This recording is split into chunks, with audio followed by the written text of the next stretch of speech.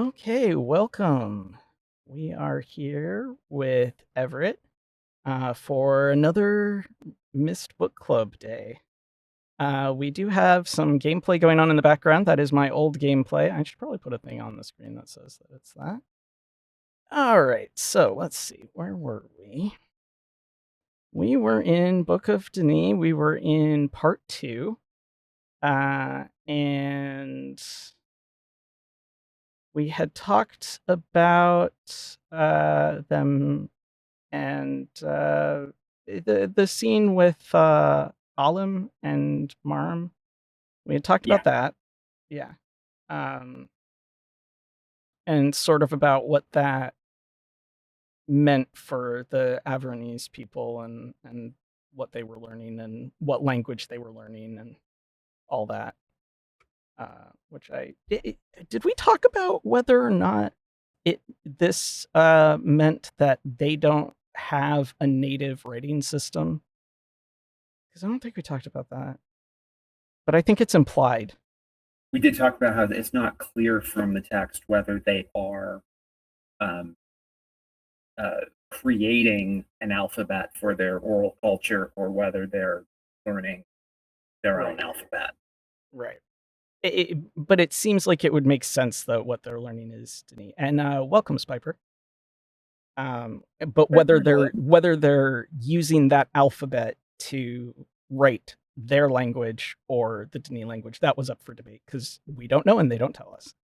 Yeah, I had speculated that's another instance of them thinking they told us something that they didn't. Yeah. Maybe if we want to be generous, we could say maybe in an earlier draft. Yeah. Maybe in an earlier draft they did tell us and they took it out and we will never know. And we do know after Rand's public statements a few years ago, we do know that there are important edits to this book. It would be nice to know what all of the edits were, but we will probably never know. Well, I have my I'm guessing one, and it'll be confirmed to some extent. I think my guess would be confirmed by whether or not it ends up in the 2025 edition, which everyone should know I am still working on. I'm making progress. Yeah, lining up 500,000, 2 pairs of 500,000 characters. Yeah, perfectly is taking a while. Yeah, well, I mean, I would imagine. I mean, that's a lot to collate to try to figure out what is actually different, especially when you were taking it down to things like, oh, the capitalization of whether Agaris had 2 capitals or only 1. Then that makes it more challenging because you're not even looking for a difference that like a spell check would catch or anything. You're looking, you like physically have to look at it. But Yeah, let's see. I think nope, because I don't. Hopefully they ran a spell check. Although, given that they were missing punctuation in the previous book, some of us have our doubts. But anyway, let's see. So did we talk about whether we knew? And again, anytime there's a name, I don't know if there's an accepted pronunciation, but Gavas, however you would want to pronounce the various A's in that name. Is this the first time he was named in this section, or did I just forget him from the previous section? He's one of the he's one of the right? Yeah, he's one of the Avernese kids. Mar might have called for him at one point. I suppose that could, yeah. Because I didn't remember him from part 1, but that doesn't 100% mean that he didn't exist in part 1. Yeah, and we can now say that to some extent all of this is about lining up red shirts. Yes. Right. I mean, in fact, I literally at one point had written that in my notes. It's like, wow, these two really feel like just the Star Trek red shirts. I was Mhm. really right about one of them. Because I think I said it about I think I would probably say like either Gavas or Gavas, and I'm flexible either way. Mhm. Because he doesn't show up that much, so I'm not gonna worry too much about how we pronounce it. Um, but I think it was him and Mir, where I was like, man, these feel like red shirt guys. Eh, Yeah. I was onto something with that. And yeah, and Um, I'm not saying that, they're all gonna die, but we now have an instance of yeah. them being used as redshirt ones. Oh yeah. Which somehow really didn't surprise me very much. Um, but right after that section was a section where it's about the morning briefings, which I don't think we got to because I asked you in the before we started here, but um, and that's with that morning's briefings were long and highly detailed. Atris was leaving nothing to chance. He had prepared information for each of the team leaders, giving them details of the terrain, the names of the families who had owned the ages, and as a precaution, basic points of Denis etiquette. And I'm like, how much does he actually know? Because I feel like etiquette is something that you more absorb by living in the culture, and it would be hard for like Anna or Gen to have even taught it to him.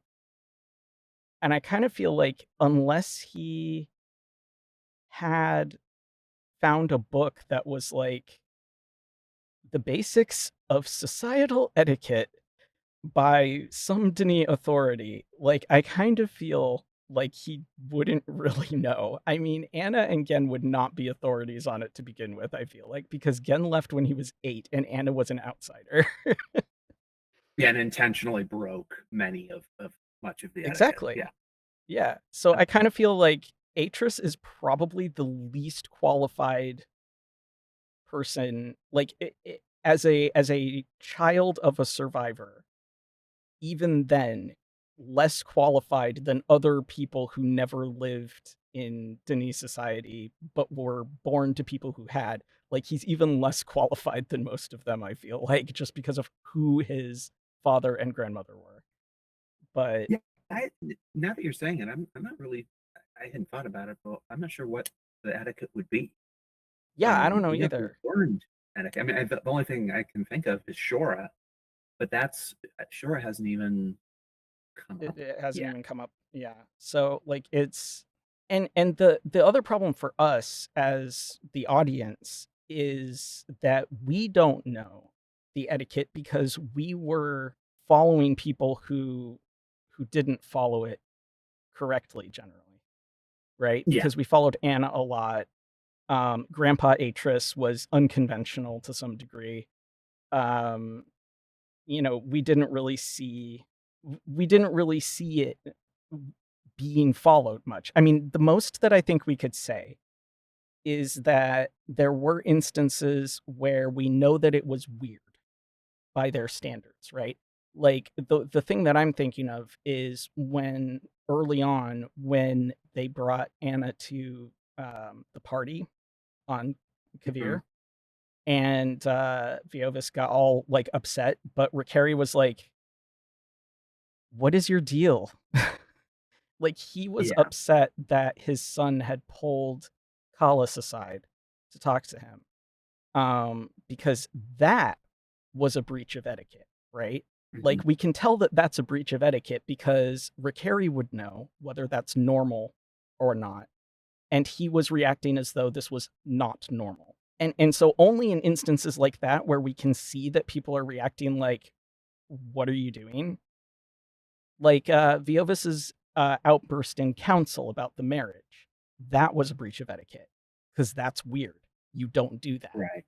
right? So like the only way that we ever know what Denis etiquette is like as the readers really is when it is broken enough, when the social code is broken enough that the characters react as though the social code has been broken. So we really don't know.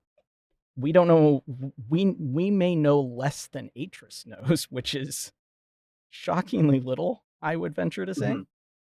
Hmm. Um, I don't know if we ever get an opportunity to know more, like, in the books, but because we don't as of this the end of this section, so I don't really know, but, um, And the reality is the time for knowing most of that stuff is over. yeah, yeah. Which is more addressed in the new section that I read because we're still covering stuff that was in the reading from last time, but I did Mhm. finish part two, so there is sort of, I guess, future stuff that we may or may not get to today, where it's like, yeah, I mean, I see your point. At the same time, I just like I remember reading that and being like, "There's no way. Like, does he even know the basic points?" And does Mhm. telling a person, I mean, I guess there's a difference between, like, here are the basic points of, like, fine etiquette versus, like, here's how to not immediately piss off somebody from this culture, and I guess that is maybe what he's trying to tell them. I just don't know how much information he could possibly give them that would be useful, but, I mean, clearly it isn't. Like, we do actually see that it's really not, like, whatever he could have told them is not likely to help them. For what it's worth, it didn't really matter, but it just made me Mhm. think. It was one of those details where I was like, "Wait a second, how would he know?" He doesn't know, which I feel like is do you feel like it's intentional in this part of the book that they are giving us so much opportunity to sort of realize how disconnected from the culture Atris actually is? Or is Well, this just an accident? I, I think if I'm giving the book some credit, which I'm for reasons that will become apparent down the road, I'm disinclined Hmm. to do, but if I'm giving I the know book you don't some like credit, this one. I would say that what you're talking about comes through a bit stronger toward the end of part two when um, H- Atris turns to the Averoni's students and says, "Let's go meet our cousins." Oh my god, yeah, that would Uh, I think that's I think given that, and then given lots of things that are in the book of Tiana, I, Yeah, I, there has to be some. If I'm giving it credit, there needs to be some intention. There is some intentionality there. I hope so. I I regardless of this book, which I am only at the early stages of, um, given the writing of the past 2 books, I'm not super inclined to give a lot of credit, but on the other hand, given the contrast between what Atris believes in this book and what we literally spent, you know, a solid 60% of the previous book hammering in, it's hard to believe that you could write all of those words about it and then the next year turn around and forget. So, Yeah, and on a it's also human level, I have to kind of assume it's purposeful to some degree. and another thing that's lending itself, leaning toward that is that uh, Beatrice is consistent with in his characterization because Yeah, she's been making comments like that consistently, and the whole project is based on first yeah, contact being quite possibly, or at least a percentage of the time, with his students. right. I mean, the fact that he has his Avernese students involved in this at all, it Mhm. says something about his attitude toward this and Yeah. his Yes. understanding of Dini culture. Yeah. Exactly. Yeah. Which is to say he has no understanding of it. And I mean, well, we'll come to my criticisms of the writing about that later, but because I have some thoughts based on the end of part two, but there, but at this point, my thoughts are more of a heavy sigh than anything. I think so. Mhm. I like they've worn me down. They've worn down the like full force of my criticism to just kind of a this is just how they are. I just must accept that this is how it is, and whatever. It's just them being them again. Um, but like, I mean, speaking of sending his students in, uh, here we have a little more foreshadowing. With even so, he would not let them take any weapons into the ages. Their intentions Yeah. were peaceful, and should the worst come to the worst, and they were taken prisoner and searched, he did not want their captors finding anything upon them that might suggest otherwise. The ages themselves are harmless. The maintainers were careful to ensure that, and the survivors, if there are any, will undoubtedly be Denis. They may not welcome you at first, but they will certainly not harm you. And I'm like, could you be making dumber assumptions? Like, I understand the thing about if your intentions are peaceful, you don't want to bring the weapons because you don't want anything to like contradict that assertion, right? I understand the idea. Hmm. It might not be the smartest idea, but I understand the concept. And I can see the wisdom in that. However, the assumptions that the ages are definitely going to be safe after all this time, nothing will have evolved in any of these places that changed since the last time anyone was there. And because I mean the maintainers haven't been checking for 70 years. I mean, like, you don't know what's happened. Right. And then also the full belief that even after everything that's happened, that Denis survivors would never be dangerous to strangers is Right. a foolish thought to me, because again, like, these people have experienced a deep, like, societal trauma. Like, sure, they were nonviolent before, um generally, but we don't really know what they did to other races that they encountered. We know that they didn't really consider them equal at all, so who knows what they did, but certainly Yeah. among themselves they were nonviolent. That doesn't mean that that's still the same.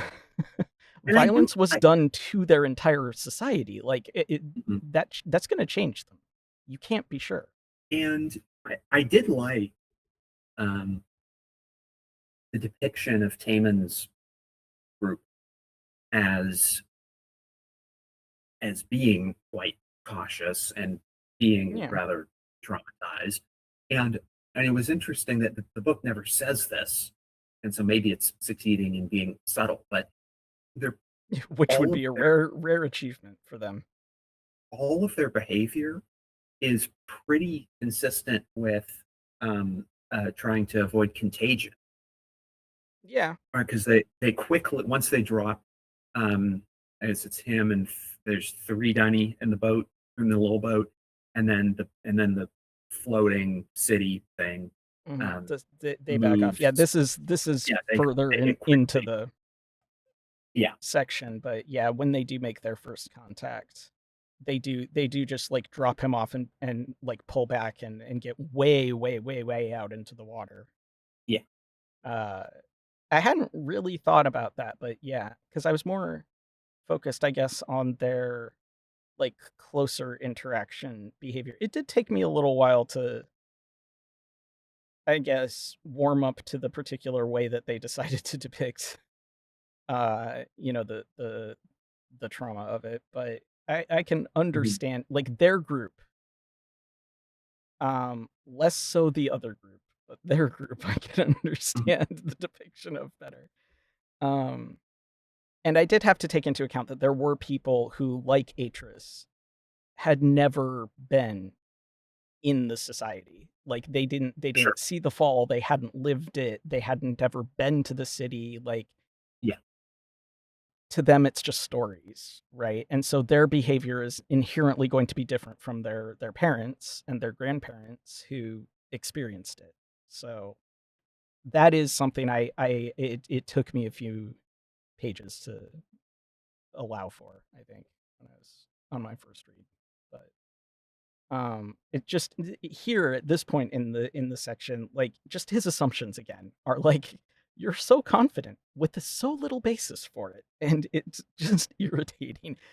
That is a through line for this book for me so far, is that throughout part one and throughout part two, Atris is almost insufferable to me. I cannot stand this man. I gave Mhm. him crap during the gameplay of various games about being the most sarcastically said number one father in the world, and like letting the stranger solve all of his problems for him. Mhm. But never did I dislike him as much as I dislike him in this book.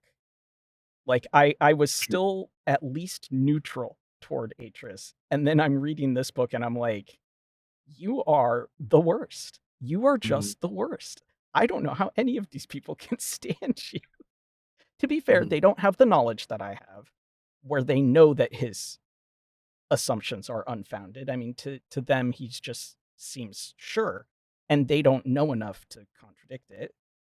Um, but man, as a former the stranger needs to smack this man. Give him a good upside the head for me, stranger, next time you see him. Well, that brings up a side point that in my previous quizzes for you, I hadn't Mm. covered, but who isn't in this book? The stranger's not in this book. Yeah, Well, yeah. because this isn't So this far, isn't a family problem. So the stranger doesn't need to show up to solve it for him. It's only when when it's family issues that he totally could have averted by himself that the stranger shows up. Apparently. but before I read this book, I was wondering if a stranger would play some sort of role. Mhm. Which is not an unreasonable thing to wonder. I just think it would like I'm assuming no, and I'm assuming no eh, in more of for more meta reasons where it's like if I was writing a book for a game series where the player was sort of a character in it, like not a Hmm. named character, but a character in it, I would not put them in the book because the whole thing is that the player is being that person. Hmm. And like, sure, you're not making choices where you're like changing how the story goes, other than endings for say Riven, but like you're not making like world ending choices here. It's not like World of Warcraft where you have a lot of options for how you're doing things, right? Like it is on rails, but that doesn't mean that you're not like relating to that character, right? And that's how you're relating to that story. And it would be Hmm. weird in a different medium. I'm not saying they can't. I don't think it would be a good idea. Although Spiper's emote is making me think that perhaps I'm wrong and they do show up in a book, but I feel like it would be a really bad idea to do Well, because you're I then would sort say. of questioning your audience's relation to them. Mhm. I Silverian, welcome, says choose your own adventure novel. I don't think that they had the skills to write a choose your own adventure novel because you have to keep a lot of balls in the air with that. I would say it does make sense for the stranger to have some appearance because this whole project is made possible by the stranger. And so some reflection on that makes sense. I mean, there should Okay, definitely be no physical description. There should be no name. There should just yeah, be my friend. But I think some of that sure. would, not a lot. However, Uh, I counter. I counter with the idea that Atris takes the stranger for granted.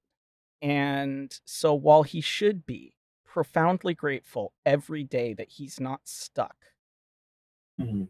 in the room and that he, has had all of these problems solved, his father is contained, he's got his wife back, um, he's free, all of that stuff is only because of his friend.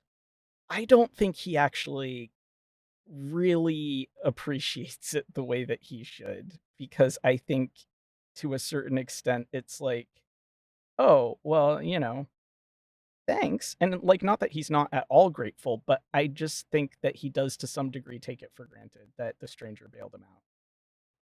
Mhm. And I can say this because look at what he does at the end of Riven. That is just being like, "Good luck. I mean, the book got to you, so clearly you'll get back there." enjoy falling through the rift. Like that is not the action of a like deeply grateful, appreciative person in my Well, mind. and we've talked about this before, and I will note that I have a different interpretation of scenes than you do. I think it is. I think you're supposed to think that it is planned in advance, and you do have the option. I don't want to gratuitously spoil Riven for people in the audience on a point that we don't need to, but you have the option to do either of the two things, and it's understood in advance between the two of you that what choice you're going to make. I take it literally that all we know is what we know in the game, Mhm. which is like that they didn't have some sort of deep discussion that we didn't see at the beginning. That like all we see is what happened because it follows right on the heels of Myst. And I Mhm. think that that was the intention. I don't think the intention was that they had more communication about it. I've never felt that they did. Uh, I understand if you want to interpret it different, but I don't know. That's just I assume that all we know is what we know for that one, because it's not like the other ones where there's like a big gap of time between the two. Spiper says it'd be hard to include a character without describing them at all. Suppose they could be working in the background, never appearing, like the good elephant in Backstroke of the West. Well, and Spiker, I'm not envisioning that the stranger is necessarily present. Um, Just I that they think should be that, mentioned. Yeah. yeah, in fact, I think it makes more sense for the stranger to be gone. However, everyone think, what is one thing for those who are familiar with other parts of the series? What's one thing that this book has to accomplish? And we don't have to answer that question yet, but just Right. the think of it that involves the stranger. That the stranger actually has to play a role in this book for certain things to work out. Spiper says, personally view the ending as Riven's weakest point for that reason. Lots of first time players think he literally betrays us at the end. I don't think he intends to to betray, but I don't know how else the stranger would interpret it if they had not had more communication. So I think you have to assume that there's more communication than there is, um, or than that I assume there is. I think you have to assume something off screen that I don't think happens because I don't personally think there's off screen communication in order to. Because if you're the stranger, I don't know how else you would view it in that moment. But maybe I'm just not particularly generous. I don't know. Well, and, Um, and also keep in mind, one of the things that the series does pretty well, um, it will fall apart it'll fall apart later. It'll be a disaster by the time S5 is happening, but it's that the whole right. It's that the series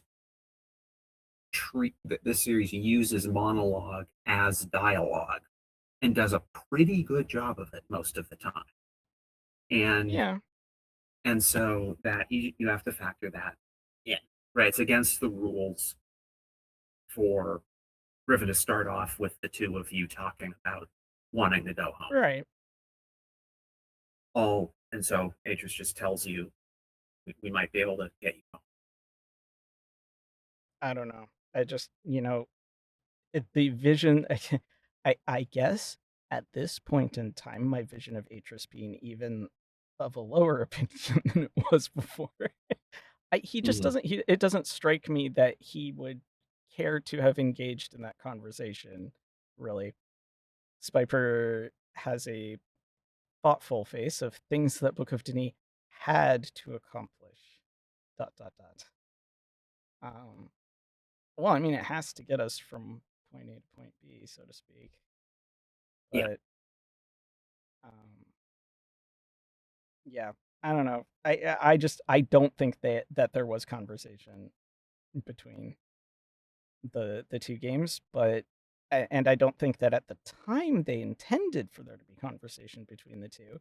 I think retroactively they probably would say that there was conversation between the two games, but I think at the time they probably didn't think about that. Mm-hmm. But I don't And know. I know the opening line of Riven is "Thank God you've returned," and that is Mhm. an unfortunate choice of words in the context of what you're talking about, right? So I Yeah. do acknowledge that. Well, there's no way to prove it one way or another, so we'll have to say that both interpretations are valid. Um, but yeah, no, my interpretation has always been that there's not more conversation. So Mhm. while I don't think that Atrus's intention is betrayal, I think, you know, I have been convinced by you and others in chat at the time that Atrus intends for him to follow the same path that the book originally did. I don't think the stranger knows that. So Mhm. I, I, the stranger is a more generous person than I am by far because they ever go back after that. But Yeah. that's their decision, not mine.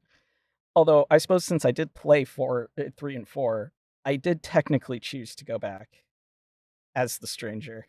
So I suppose as long as it doesn't involve me physically going to solve this man's problems, I can be as generous as the stranger because I don't Mhm. have to physically do it. Because I certainly wouldn't. I mean, if you're seeing any of the stuff that's happening in the background, I'm not doing any of that shit on Voltaic. No, thank you. Um, tiny little catwalks with no safety net, very high up in the air, not happening. I would not even go up the ladder to any of those places. My next my next thing, very tiny, very quick point in the book is just a month previously, Atrus had them carry down 6 of the big stone pedestals from one of the common libraries. And my question is, why? Could you not go to the library to do your thing? Why did you have to move them? I just don't understand. It's so like needless work to me. I'm like, why did you bring them out? They were already there. You could just go to the library instead of bringing the library pedestals to you. But okay, it was just weird. I don't know. Yeah. Um, yeah. I don't have anything to add to that one. But I think it also kind of speaks to how Atrus is in this book, where he's just kind of he's got these grandiose like I feel like he kind of has a little bit of a he wants to put on a show to a certain extent. Yeah. I mean, there is that sense that they're on the dock. But yeah, it is sort of a, yeah. Yeah, I think he's Rather, showing off for the kids to a certain degree. Which I don't know if that's supposed to be covering insecurity about how much he thinks he actually knows or not. I don't think so because he sure doesn't seem to question himself much. But you know. Um, the next thing that I have is when they're actually going into the age, or when Marm is in her first age. I think this was they go into one before the one where the incident happens, right? or you talking about where she finds the dead people? The skeletons, yeah. Yeah. And touches them because she's, I don't know, a genius. Does she touch That's what them? yes, I have it right here. Are you ready? Okay. The I first that sign of I it skipped. that That didn't I register with pulled me. this out for 2 reasons, and one is that she touched them. The first sign of it had been in the cave. There, in a heap upon the floor beside the linking book, they had found 2 skeletons, their bones intertwined, their cloaks rotted by damp, tearing like spiders' webs beneath her touch. And then, Yeah. immediately, her next thought is, Veovis, she thought, and in her mind, she saw Veovis and Agaris, masked, their own hands gloved to protect them from contagion, placing the palms of the dead men onto the book. So, like, you're literally thinking about how the people who did this wore protective gear and you touched them. Mhm. Again, we may know that it's unlikely that any contagion survived 70 years out in the open on dead bodies, but they don't know that. They don't have a clue. Like, they don't know what it was. They don't know how long it might live. They don't know if it is alive or if it's some kind of poison. Like, they literally don't know. And she's just touching the body when she, like, knows that this is a dangerous thing. I, I understand she's a teenager, but Jesus Christ, Marm. I'm just saying. We also then almost immediately after have 2 more red shirts lined up with Laryl Mhm. and Aleph. Like they name so many people from the Avernese group that we have never heard before in this section, and it's like, why are you doing that? Why we need to know their names now? You didn't care for a whole chapter before, and now here we are. But all right. Mhm. If they're lucky, they will just be falling victim to the thing where they name characters and never talk about them again. Um, that if you were an Avernese teenager in this book and you get a name, you should be hoping that that's your fate. Mhm. You should be like, "Uh-oh, I have a name now. I hope they never bring me up again." Let me be like Coram, okay? Like, or no, what was that his name? What was his name? Harlem. Yeah. Coram, yeah. Like, let me be that guy because otherwise I'm in trouble. Mhm. Oh, yeah, here, this answers my own question. My next quote says that like that was their first round. Like they sent groups into each of 6 worlds to check Mhm. for survivors and nobody found anything, and so that's why they all go as the big group to the next one. Atris wants to check more, but Catherine's like, "No, never mind." But then I'm confused about the logic here. Maybe I'm missing something. This is like a logic check for me. They check 6 worlds, right? Mhm. They don't find anybody. Atris wants to check them more thoroughly. Catherine says no, and then Atris is like, "Okay, fine." And then he makes what I feel like is the most counterintuitive thing. Although maybe it's not, because maybe his deal is he feels like it's that thing where, like, if you want something done right, you have to do it yourself. Maybe Mhm. that's the issue. I'm not sure, because then we have this quote, "Never mind," Atris concluded when all else had been said. "We'll try again. We are certain to be more successful next time round. This time, we'll just check one. I'll just check one." Why would you be more successful by checking fewer ages? But he's going, so maybe it is a, like, if you wanna do something right, do it yourself. You know what I mean? Like, we'll be more Mhm. successful this time because I'm going. I'm gonna be there to babysit, right? Yeah, maybe what that means is that when they refer to the 6, those were 6 projects that were kinda done simultaneously, Oh, yeah, yeah, and they all went at the same time. It was, like, groups of 3 or 4, I think. Like, so there were oh, group because that leaders, like Marm that's the was a group leader, and they, right. like they all went through, so 6 ages were checked at the same time, but they were all checked by, like, the teenagers. Yeah, that's right. So, yeah, because that's the 6 stone Yeah. pedestals. Yeah, that's why Um, they brought them out of the library for some reason. right. Yeah, so I guess what he's saying is, yeah, instead of sending 3 teenagers to handle an age, let's send Right. a bigger team, including me, um, and Spiper says, do it "If you one at a want time. some if you want something done right, you have to do it yourself." That'd be a funny thing for Atris to believe. The Atris in this book absolutely would believe that. He's insufferably full of himself. He drives me absolutely nuts in this book. At least so far, he has, like, still more than 3/4 of a book to convince me otherwise, but Mhm. I'm not really seeing that happen. And remember, they Yeah. have 787 potential ages to check, by the way, so slowing down to check them one at a time and only Atris going in, like, making sure that they only check enough that, like, he can visit every single one. This is gonna take them a billion years. Like, he's gonna have to let go at some point and let them check by themselves again.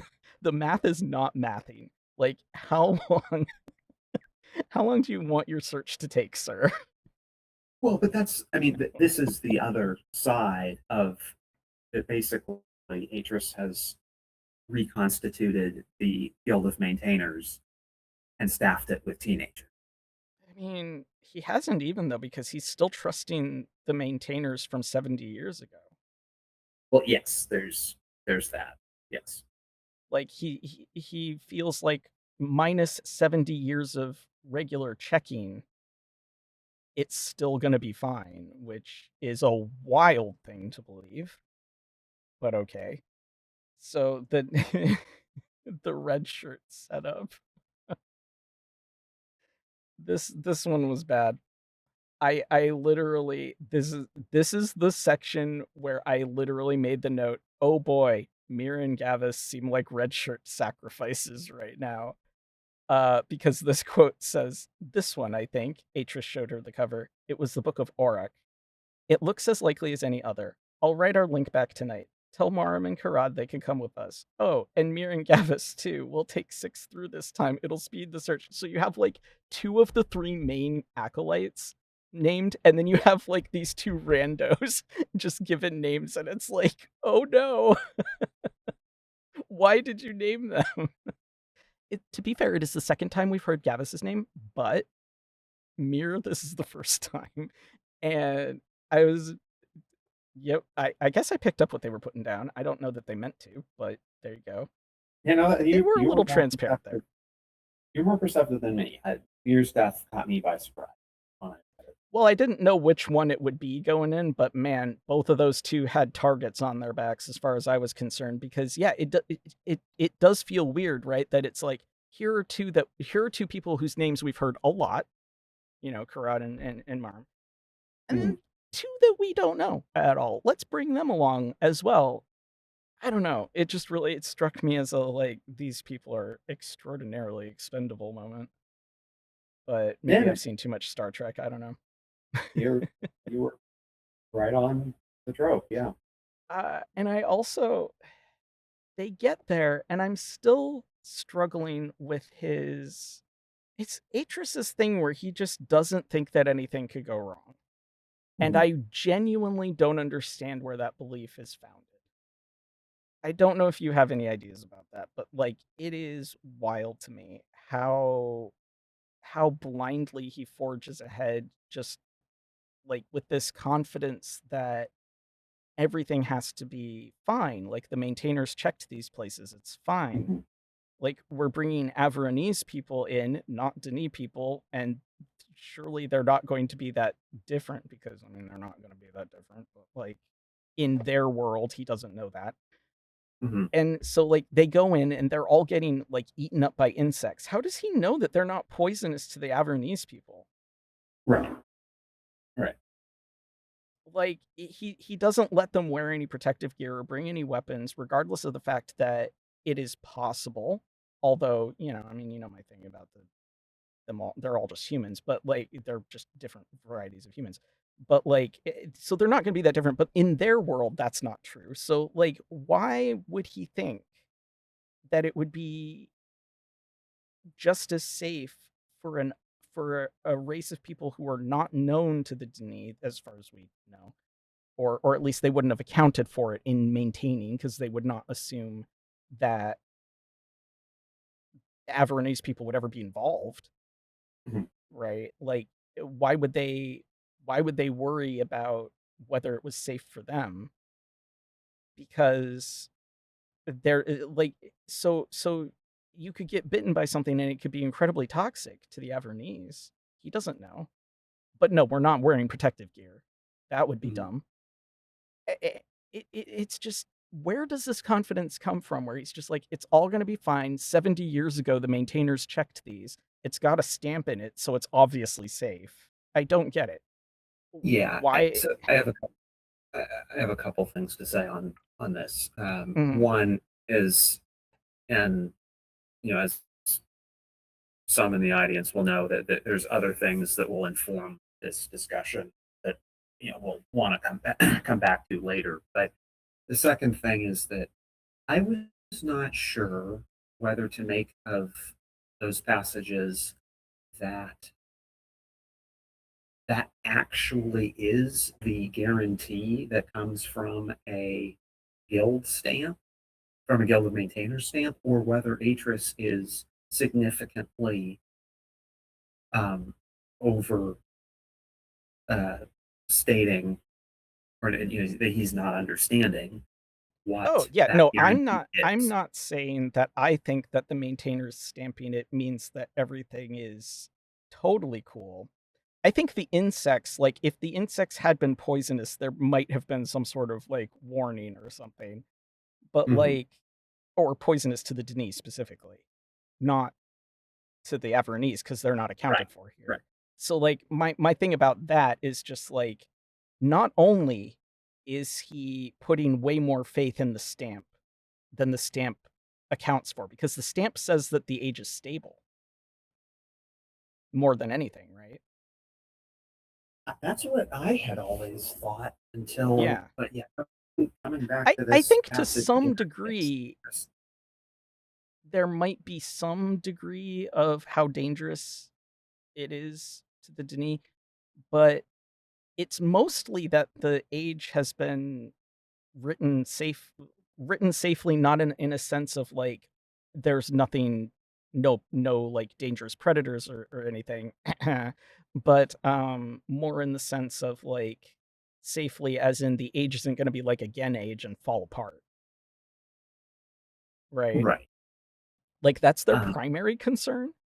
I would imagine, like we weren't given this information. We weren't given this information, but I would imagine that it would make sense for the maintainers to have like not literal flags, but like a different stamp if it's like a dangerous place for you to go or something. Like the age is stable, but you probably want to be careful. Like it yeah, would that make there's. sense if there were different classes of, I was wondering age. that as well. Um, yeah, because I don't. I think by Atris's standard, I don't think anywhere on Earth would Yeah, qualify for a yeah, guild stamp because no. between weather and Yeah, between topography and yeah. uh, Predators, volcanoes, poisonous yeah, insects. Yeah, and yeah, poisonous plants, poisonous animals yeah, of the whole variety. yeah. That's Australia would always some. 100% not get a stamp by his standard. Yeah, but All the most poisonous things there. yeah. So I'm not sure. I'm not sure what to make of that passage because I Yeah, hope I hope we're supposed to understand Atris as misunderstanding what the certification means yeah. because Well, I think otherwise, I hope that we're supposed to understand that his confidence is unfounded in general. That his confidence about interacting with the Denis is unfounded. The confidence about the stamp is unfounded. The confidence about where survivors would be is unfounded. I would like to believe that what we're supposed to understand is how critically uninformed Atris actually is. I don't necessarily believe that. I wait for more evidence to arrive one way or another. Uh, my faith in the authors is somewhere in like the center of the earth at this point. So, you know, mhm. but So I don't know. audience, would you like to start taking bets on how um, despairing Rodri is going to be by the end of this whole experience? Feel free to start taking bets among yourselves. Oh dear. Because man, the previous two sent me into some despairing periods of time, so we'll see, I guess. And we are bereft of semicolon guy in this one, so it's certainly not going to help.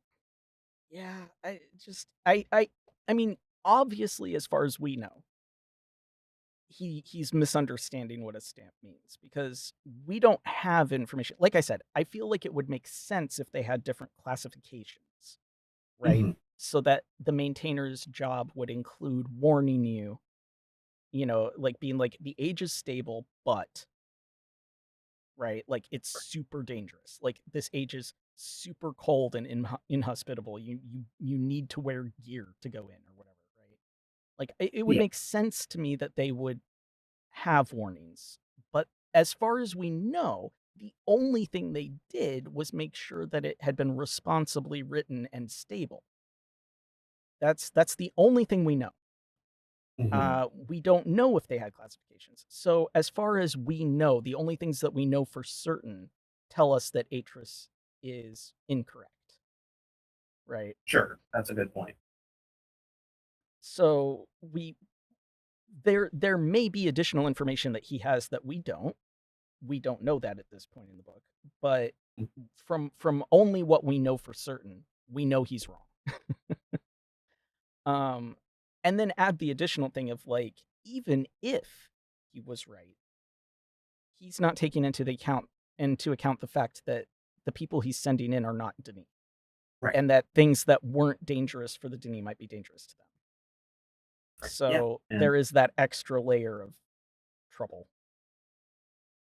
and we got, for what it's worth. the fall is Yeah.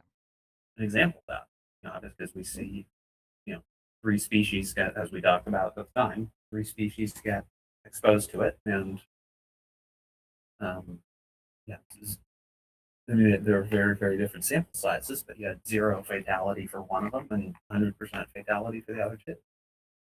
Yeah. So I mean, it's hard to say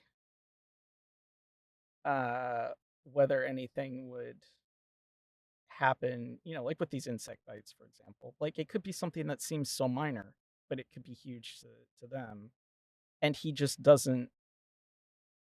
And I don't know if that's because he believes that, incorrectly again, that the maintainer's seal means that there was nothing dangerous, and he just doesn't see a difference between the Avernese and the Denis, like biologically somehow. I don't know why you wouldn't take that into account. I mean, he's smart enough to know, but Yeah. he's also egotistical enough to not pay attention. Um, or if it's like he just doesn't care because they aren't the same as him. Because there is that element of like, him and his sort of imperialistic thing with more primitive Mhm. cultures, where maybe he realizes that, say, the insects could be more dangerous, but he just doesn't care. It's possible. Yeah, I mean, yeah, there's. We shouldn't overstate that point, and it would be something of a Yeah. subconscious point for him. But yeah, Oh no, I don't think he's not his father. You know, right. I don't think he consciously feels that way.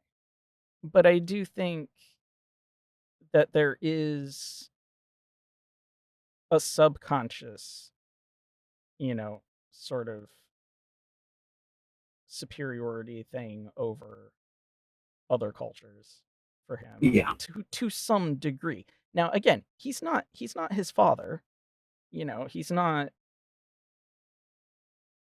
exploiting people in that way, yeah, but he is we talked about how he is more interested in going to ages that are less developed than his level of, you know, cultural technological development. yeah, So there's some level of that feeling.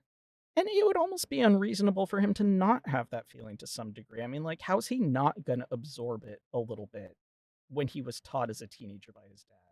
Even if he doesn't agree with it, it's still stuff that he encountered without encountering the counter argument to it until, yeah. he could think for himself. Like, I don't think it's necessarily like wholly a judgment against him, although he certainly has had plenty of years to work through it and get past it if he had wanted to, if he Mhm. had even recognized it. But that's the thing, nobody's calling him out. So how's he even going to notice? You know. So I don't know. I don't know. I don't think that it's conscious though. I mean, I don't think that badly of him. I don't like him in this book at all, and I don't think that he is a great person a lot of the time. I wouldn't want to be the stranger for real. I wouldn't be his friend. But, you know, at the same time, I don't think that he is consciously taking advantage or putting them in danger, like more than he thinks he's. I don't think he thinks he's putting them in any more danger than he's in, Mhm. Right. regardless of the fact that he is putting them in more danger than he's in. Partly because he sends them in first all the time, which is like, okay. Yeah. Here's I, as you've been talking, I'm looking at um a passage from Ali Ivy, sorry, Ivy Alley's book Mist in Retrospect. Mm, And let me just quote a quick passage here. and this is talking about Atris. Foremost among foremost among the book's moral actors is Atris, whose principles insulate him from being corrupted, or at least that's how the book depicts him. But even Atris's actions are Does it? more complicated than the telling would have us believe. He too uses the art's power to his advantage Yeah. and shows little concern for his influence on the worlds he links to. There Yeah. is an analogy here to Star Trek's Prime Directive, which holds that I literally civilization. talked about that last time. Yeah, yeah. Um, and it goes, it goes into more detail. But, great, and I would recommend Ivy Alley's book to anyone who's interested in exploring these topics more. Oh, for me, it's one of those things where I'm not gonna do it till after I've worked through the book, but Yeah, yeah, because I don't want to yeah, you encounter should not. Yeah, information that yeah. yeah, But you shouldn't. And yeah, yeah. but I agree, like that he is posed as a moral character in the games and Mhm, in the books. But certainly in this book, they are failing on an epic scale to convince me that he's a moral character who is mhm. uncorruptible. Like I just can't stand him in this book so far. Like, and the thing is, it sets up Myst 3 real good because I couldn't stand him in Myst 3 either. Mhm. Like his journal was alarmingly Gen like to me in Myst 3. So I see where that comes from in this book, and it doesn't make me friendly toward him. But I'm waiting for these other characters. When does Idra and son of Jethro Jeth show up as the main character, as written on the back of the book? I Like keep forgetting. Yeah, I keep forgetting that exactly, that's her. because we haven't seen them yet, and I've gotten to the end of part 2, and there's no mention Yeah, of these people. yeah. So I'm starting to wonder if they show up before the final section, because another thing these authors have a habit of doing is the pacing doesn't exist, and it's like very slow for Mhm, 95%, and then all of the interesting stuff happens in the last 5% or happens in the sections where they skip time and they just don't write it. I mhm, will never comprehend, but the choices they made are the choices they made, and I just have to read them. mhm. I don't have to like them, but I read them. Eh, But yeah, I don't see mhm. him as a moral character in this one particularly. I the next quote that I pulled was literally just Marm hearing a scream, and I just wrote, "Yup, there is the danger." Uh-huh. And I said, "I have a feeling it's one of our new boys, Mirror Gavis. Gavis was left at the linking zone, dot, dot, dot," and that was the only note I made on that. Mhm, I was like, "Well, he was left at the linking zone, so it kinda leaves you one choice about who is in trouble." mhm. Um, and it's not very nice for me to laugh at the fact that Mir dies, but, like, it was just so the only thing that surprised me was that they had the balls to do it, because I was like, "They've set it up, but I don't know that Mhm. they're going to be bold enough to actually kill a character." Yeah. Um, sure, they did at the beginning of Tiana, that, like, person who was supposedly Grandpa Atris's friend, but he reacted to the death as, like, nothing. Oh, yeah. You remember Y that? I don't Yeah, even remember that yeah, character's name because we only yeah, no, heard about them for 25 seconds, essentially, yeah, no, nor do for we him to need to. die. Yeah. Yeah, and then he never mentions them again. It's never a thing where it's like you could have had some interesting dynamic where it's like, sure, he saved Viovis, but his actual like friend died, and there's some sort of resentment there. I don't Uh-huh. know. You could have had some interesting, but we didn't. We don't know any. I don't remember their name. I don't. As far as we can tell, there's no evidence they were very good friends. We're just told that. But Mhm, I mean, yes, they killed that character. Sure, I didn't know if they were gonna have the balls to kill a teenager, but when they named them only in this part, and then I was like, "Oh, I mean, they've done it," but I was still a little mhm. surprised that they did it. It seemed a little bit Yeah, it took a little more guts than they usually seem to have. Yeah, it killing, um, yeah, killing that guy who, dies in a as a guildsman in a fairly difficult guild project. Yeah, Uh, yeah, that's different than killing one of Atris's kid students. right. Oh, Spiper has something to say here. One of Atris's journal excerpts from the 1996 Myst calendar. Oh my goodness, we're quoting calendars now. Talked about him acting as a physician for the natives of an age who were coming down with an agonizing but non fatal illness. He mentioned at the end that he hoped he was immune to it, suggesting he's well aware that people from different ages can be affected differently. Yeah, That's really interesting. and yet, he sends them into these places with no protective gear. He brings them to Denis with no protective gear. Like, there is no, like, you don't bring a test subject in as far as we know. Like, he just, and he's not informing them that there could be danger. That's the other thing that, like, makes him really kind of repugnant to me in this is that, like, the kids have no idea how much danger they're in. He's not even Mhm. trying to get informed consent for this in any way. He's just like, you go first, go on in and check. It's safe. The maintainer stamped it. Like, he's wrong about what that even means, as far as we know. Because again, to me, it would make sense if there were different kinds of classifications, but like, we haven't been told that. So as far as we know, he's incorrect. And like, he's just he's just telling them everything's it's cool. It's cool, kids. It's fine. But yeah, I mean, he clearly knows. Like, even calendar aside, like, he's smart enough to know these things. Like, he's not. I can't imagine that he's traveled so much and not figured this out by now. Although the idea of him acting as a doctor to a civilization is terrifying to me. God only knows what he did to them. Mhm.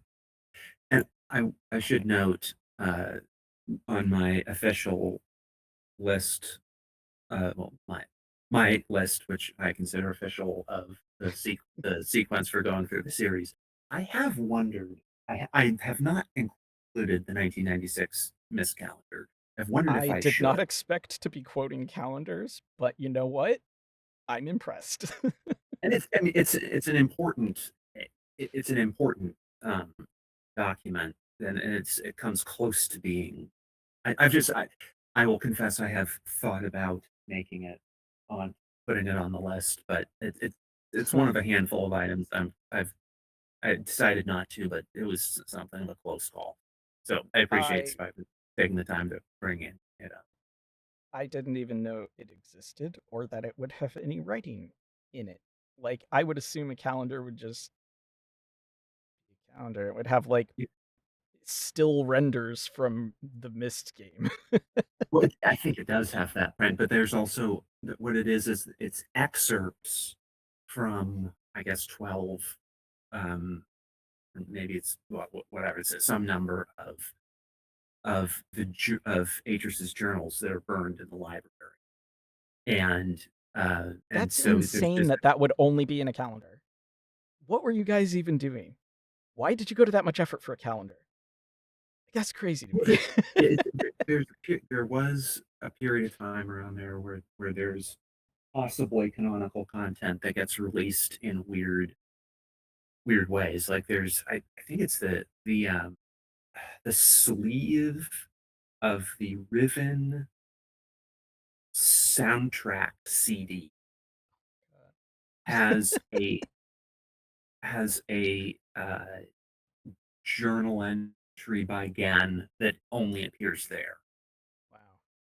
and it's actually talking about it's a description of the round thing by his bedside, um, Mm. and what the meaning of where it comes from and the meaning of some of it. But Huh. yeah, so I have been torn. Yeah, Everdunes. Everything's Shamar, Gravitation, and Oasis. Wow. I Uh, mean, we've heard of Everdunes. Everdunes is mentioned somewhere else. yeah, Everdunes comes. Uh, it comes up somewhere. I can't think of where, like, right off the top of my head. I almost want to say it was mentioned once in this book already, but like, that might be very wrong. I Like, don't it's know. not. I don't. in depth, but I feel like things are just like maybe it was when we were talking about something in this book and you mentioned Everett or something. I don't remember. Maybe. Um, I've but heard about anyway, it more recently than not. Is all I know. I'm sorry. I'm looking at my notes about this, and I was just so excited that I was right that Mir was a red shirt, and oh it's not dear. that I'm taking glee in the fact that he died. I was just very proud of myself for figuring that out. Mhm. Um, but yes, what happens next is Mir is killed by a something. We never see it, really, do we? Until, well, we see it later, right? It's dragging its prize. We don't get a real description of it. It's a beast, right? I don't think we really, yeah, I don't know. I don't think we really get a description of the creature ever, but he gets killed by something, some kind of animal Yeah. that Atris didn't account for somehow. And his explanation is interesting. So, I'm just kind of skipping over the actual death part. I mean, it's traumatic for the kids, for sure. To Atris, it's more puzzling, I think, than it is anything. It's a minor setback to his project and also a little distressing, but not as much as you would want it to be. But here he is, like, once again justifying with the stamp. Because Yeah. when they get back, he pulls out the book to reread it, and finally he closed it and looking up shook his head. I don't understand, he said. It has the Guild of Maintainers stamp. There ought to be no creatures like that in Auric. Then someone must have captured it elsewhere, Catherine said. But why go to all that trouble? Why not simply go straight to the world the creature comes from? Perhaps because that was too dangerous, Catherine answered. I've been thinking about it, Atris. These were Denis, right? Scholars and guildsmen. Builders and stonemasons, inkmakers and archivists, not hunters. In which case, Auric would be a perfect place for the more timid of them. The only threat would be the beast they had released for their sport. Or beasts, if my guess is correct. For this creature cannot have survived 70 years without others of its kind to breed with. I mean, you don't know that. Like, why not? The Denis lived for 300 years. Why couldn't a creature live for 70 years? I guess they Mhm. would release them and kill them within days. Then, when the maintainers came to inspect the age, there would be no sign of them. Maybe, Atris conceded. But whatever the truth is, one thing is certain. We must take greater precautions in the future. Yeah, no kidding. No one must venture alone in the ages, and we must make the teams bigger. Only 2 teams, perhaps, of 10 or 12. Yes, and we must arm them, which is like a whole, like, he's just turning right 180 degrees from like 3 days ago when he's like, nothing, no arms because you don't want to look dangerous, but like, it finally, some sort of logic. But like, what I don't understand between him and his wife here, good lord, what could you think of a more complicated reason why there's a nasty creature on an age? Like, I can't. Why would that be the justification? Why would that be the first thing you think of and not, oh, maybe the maintainer's stamp doesn't mean there's no predators? Like, Right. why would you go to this level of mental gymnastics? I mean, she doesn't know any different, right? Like, the only contact with the Denis that she's had is Gen and Anna again, right? And like, that's not reliable information. But and probably I wouldn't imagine that they ever mentioned the Guild of Maintainers to her. Why would they? Like, what would be the point? I mean, Anna might have, like, in passing when they were writing an age together, be like, yeah, the maintainers would never approve this, but whatever. At Right. And I don't most, I would imagine. Like, why would it come up, right? And so all she knows is what Atris says, which is wrong. But and I still, don't yeah, I don't think Gen created I don't think Gen organized a guild of maintainers because he wouldn't have no, he that's he not didn't something need it he would have because his wanted agents are help with. perfect.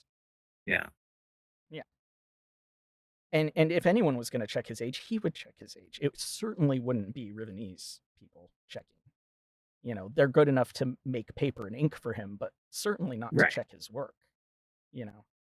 Um so yeah, like, there's no reason why she would know anything that Atris doesn't know about it. And even if they got their information from the same places, even if they were told the same things by the same 2 people, it's still unreliable because these are not people who knew enough to know. But still, like, you're smarter than this. why would you think that that's the reason? Why aren't you questioning that he's wrong about the stamp and what it means? Like, Mhm. I don't know. That was literally I could not have come up with that convoluted. I had to read it like 3 times. I'm going, "Is she Mhm. serious?" Yeah, it's so hard Like, to tell. I how the mental Well, I mean, it's clear gymnastics. she's serious. It's clear Catherine's serious in that moment, but it's not clear the the extent to Why which she would, she is yeah. wrong. I suppose it's possible. As far as I know at this point in time, as far as I have read to the end of part 2, I do not have contradicting information, but it seems like an absolutely wild theory to me. Like, that is so complicated, and do we have any evidence in Book of Tiana that they would even be interested in hunting for sport? Um, Because I don't. Not in the Book of Tiana. Yeah, if there is evidence of it, it would have to be later in this book because we don't have evidence up till this point. Well, there's a lot of evidence, but it's not in this book and it's not in Tiana. Is there evidence in Book of Atris that they wanted to hunt for sport that I'm There's forgetting? I'm referring to the Age of Lochion, which is a uh, sport. That is a animal killing sport age in Myth All right, 5. And sure, well, and I know I'm the audience. I'm keeping it simple just to make the point. in the senile years of writing this series, sure, Mhm. but do we have solid evidence from things not written in fits of insanity? No. And the other thing is, this is the part where I was, like, trying to figure out if she was kidding, because think about how dangerous this creature was, right? Like, it just Mhm. took down this kid, no problem, left, like, literally, like, bloody shreds of clothing, and that's pretty much it. So, it's big, it's bad, like, it is Mhm. dangerous, and it has no problem killing, a loud bipedal creature, and she says that it would be the perfect place for the more timid of them. Because you brought this super dangerous thing in there? Like, sure, you don't have other threats, but you have this thing. This is not for timid hunters. You would bring a large herbivore if you wanted timid hunter land. Yeah. You're not bringing this thing in. This is like you brought the T-Rex over for your timid hunters? Girl, what are you talking about? I don't. Oh, sure. That's where I was like, are we joking? Are we checking to see if Atris is paying attention? Are we You know, checking to see if I'm I'm paying now attention? Mhm. realizing this passage might be the gateway drug to the Age of Lochion. Hmm. Maybe That they were thinking about it while Rand was this thinking about is it. yeah, that this is where we're gonna get. Yes, I mean the ultimate transformation of the Dani into these just wild, violent people. Which is Um, like exactly the opposite of what we know up until yeah. this point. It's Um, uh, like I said, the senile years of writing this series. let me pull up Asher's quote about it, just so we can just Okay. have the fun of contrast. But yes, this is actually just and this is interesting. I hadn't thought about this, but yeah, this is a distinct moment in the Dunny becoming more violent. Like this is an actual Yeah. specific step in that direction. Well, it's since as far as I mean, maybe there's proof later. Maybe there's proof later in this book. I don't know. But at the as of the end of part 2 of Book of Denis, there is no proof that her theory is right. Correct. Yeah. Yeah. So it's not in universe, it's not really a step toward them being more violent, but it is evidence that Rand was thinking about it, that it was something in his mind, which kind of makes it more wild that Atris is so confident that nothing could go wrong. Hmm. Because like if he's thinking about the idea that the Denis could be violent, when that was not a thing that was in Tiana at all. If this is something that he was considering characterizing them with, the idea that he's then also writing Atris being like, yeah, the Denis would never hurt you, is like even more wild than it already is. Because like we know he doesn't really have any evidence for that, but we also don't have any real evidence that the Denis would be violent. We just know that. I mean, I would say we know they're xenophobic, and or have been, prior to the fall. Because again, everything one thing that I likened it to in later in my notes in the end of part two here was like, yeah, I mean, society did change after COVID, right? Like when you have a massive like society sweeping thing, and COVID wasn't as drastic as the fall, right? Like it was bad, a Hmm. lot of people died, but not the percentage that died from the fall, right? And that was Right. they weren't just in lockdown, they had to leave their world. Right. Like that was really dramatic. So like we're already seeing we see changes in society post COVID, but it would be so much Hmm. more dramatic for them. So like Yeah. they may not be xenophobic now. Different survivor groups probably adapted different. I mean, we actually see that kind of by the end of this Hmm. section, but they adapt differently. And the second generation, the generation that didn't see the fall and didn't live in the city and don't know that life, adapt differently depending on who's teaching them and what they learn. You know, so we don't know whether they would be violent toward the Avernese teenagers or not. Some might be, Hmm. some might not be. But up to this point, we don't really have evidence that they're violent to other races, just that they don't consider them equal. Right. Yeah. So he's not like completely out of pocket here, in terms of going against what we know. But it's also dumb to assume if you're him because he knows even less than we do. And so that's the thing. Hmm. But even if you want to assume that things changed or that maybe they used to be violent toward other races, we haven't seen any proof of that. So like anything about that or about them hunting not for food but for sport, like all of that is new. Those are new concepts. So if Rand was thinking about that at this point, then Yeah. yeah, Here, this is a turning point for sure.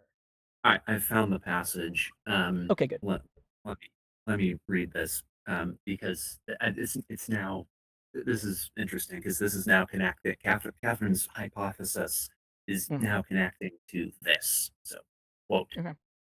I wish you could see Lochion as I remember it. Anticipation, the calls of the beasts bellowing out over the warm airs, and conversations as we waited for the fires to burn and the battles to begin.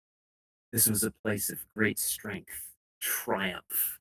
I wonder if you have such courage. Then he goes on later, quote, here we watched the harvest of the gems, freed from the conquered Loki and painted with their blood. What triumph, what grand sport, what displays of strength. Isha finds such strength brutal, even as she seeks it herself. Ah, to have such fellowship with my people again. Close quote. Yeah, that's weird when you compare it to the characterization in Tiana, isn't it? Yeah, that's a that's a Because big okay, change. like let's think about the way that we see the Denis Book of Tiana and how their priorities are characterized. Mhm. Like they are a very Like they get worried if you rock the boat at all. Like the only reason that Veovis is successful in politics, really, other than being born to a, very high-ranking family, is that he's an agitator, Mhm. and that scares them. Like we see Kedri do things specifically with the worry that it's going to rock the boat, Mhm. right? Like Mhm. he looks up Yeah. stuff for Grandpa Atris and Anna, and he's worried, and he has some sort of thought about like how Viovis rocks the boat, and like so basically people agree with him to to placate him to stop him from Yeah. rocking the boat anymore. Yeah. And like that is the kind of culture that we're looking at. And now you're telling me that they value combat strength?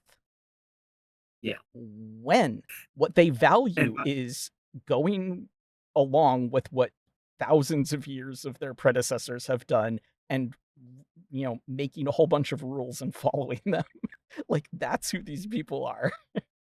it's important to note that in context, those events that Escher is describing, those are during the period of the Book of Tiana. Yeah, while the E- society is at Yeah, its I peak. mean, it's not. Yeah, He's not referring to some previous time. That is, he's right, talking about. this isn't primitive Denis. Yeah, This is when, at that time period. Yeah. yeah. In So fact, there's even, I think, some evidence that we're supposed to think that Gen actually attended one of those events. Child. at 8 years old or younger? Yes. And why would he be invited? They hated him. Well, eh, Would he be invited to so try to kill him? Like, I the issue is that honestly, yeah, just he shows up and they just find him. Um, well, not that they hunt him, but that they know that it's so dangerous that there's a likelihood that he would have an accident, you know? mhm. Like that sort of like our hands aren't really dirty kind of get rid of him, you know? the um, the thing is that on Lakion, the animals, the Laki that are part of the competition Mm, have tusks, and there's decoration with the tusks that is extremely similar to the style that Gen would later do when he's harvesting the work tusks. mm, And so I, I take it as quite possible that what we're supposed to take from that is that he was inspired to do tusk art by having attended one of the games at Lockyon as a small child. which would be insanity personified, but, I mean, that's where we're at that point of the writing, so Yes. sure. Um, but not that I've thought about it consciously too much, but if I were going to outside of the outside of the crazy characterization of the Denis here, with information from saner times of writing the series, um, make a guess as to like why he would use such sort of violent decoration is because he's half human, and I would assume it's more of a commentary on humans than on what the Denis were like. Um, That's because true. up until the crazy period, the Denis are portrayed as like kind of a utopian Vulcan society, if anything, you know, Mhm. where we're very logic based, everything is, logical, traditional. There's like a procedure for everything. Um, the council votes on stuff, decides things. The five are super wise. Like the value is on wisdom. The value is on, uh, you know, intelligence in general, like as Mm. separate from wisdom. You can be book smart and not be wise. But on Right. being smart and wise and calm and not on, violent hunting and things like that. Right. So I would assume, based on the information that we have up until things really turn crazy, Mhm. that if anything, it's a commentary on either him as a person or him as half human.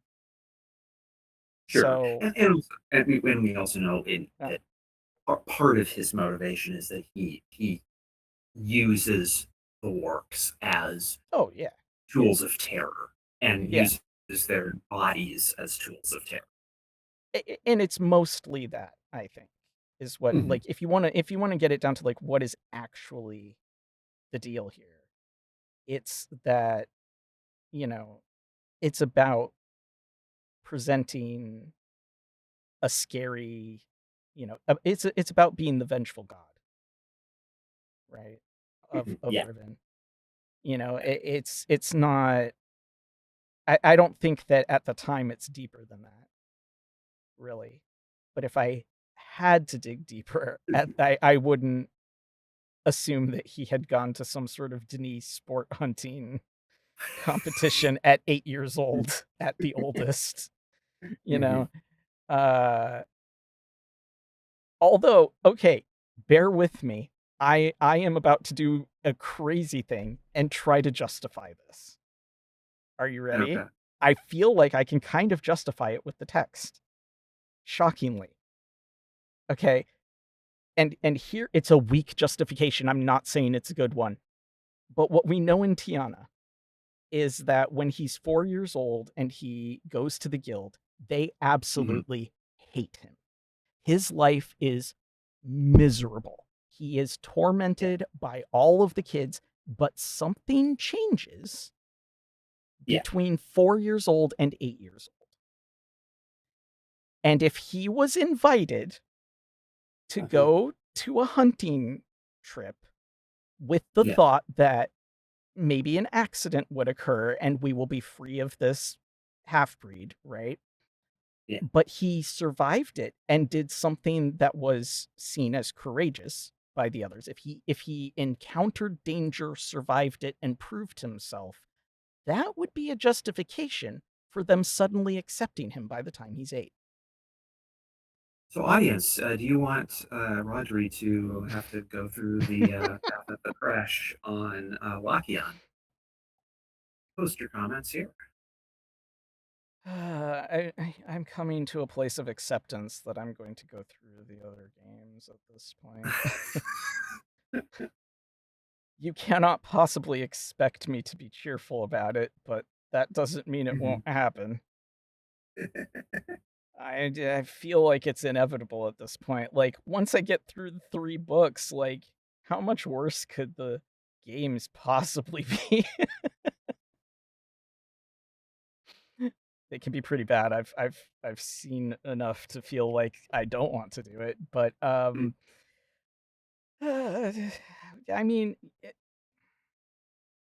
my desire to not do it wars with my stubbornness to see something through, so Mhm.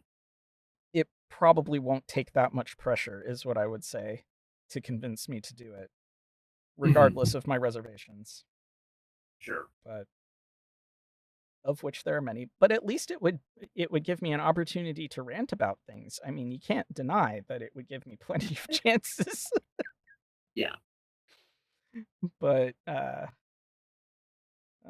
can't believe I just justified anything about it. But it's a possibility. I don't think Well, that's what. To be clear, I don't think that's what happened. right. But you could potentially justify it with existing text. So anyway, we don't have at the point of sanity of the, well, relative sanity. I mean, was it ever really? I feel like the only really, like, clear writing era of the series is like literally Myst and Riven, not the books that were written alongside. But Book of Atris isn't crazy. It doesn't do anything crazy to the lore, I don't think. I feel like it's fairly in line with the first two games. Like, I feel like it kind of has the same feeling about it, even though it's not written well. But I will still never understand, why didn't they just release books that were all journal entries? Like, they clearly can write those and write them well. Like, I don't understand, why did we have to write, why did we do these? Mhm.